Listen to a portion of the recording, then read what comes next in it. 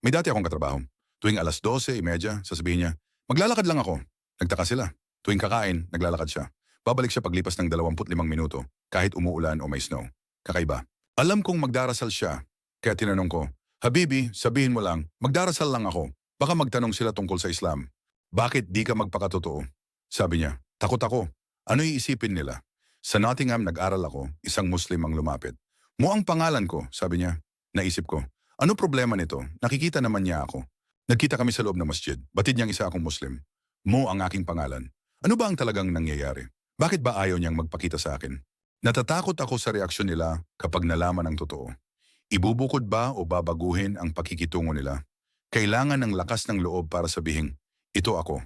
Sa Mecca noon, maraming Muslim ang nagtago ng kanilang pananampalataya. Wala silang tapang na ipakita ito.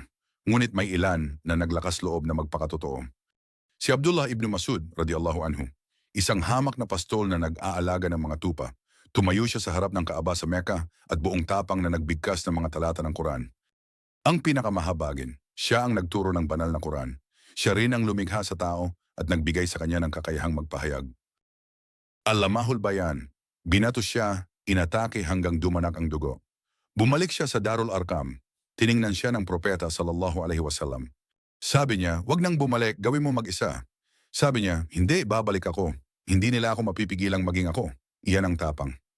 Dahil na sa takot at duda sa Islam, naiisip mong itago ang pagiging Muslim at magpanggap.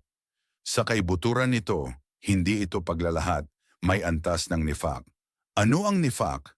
Ito ang pagtatago ng tunay mong pagkatao at pagpapakita ng iba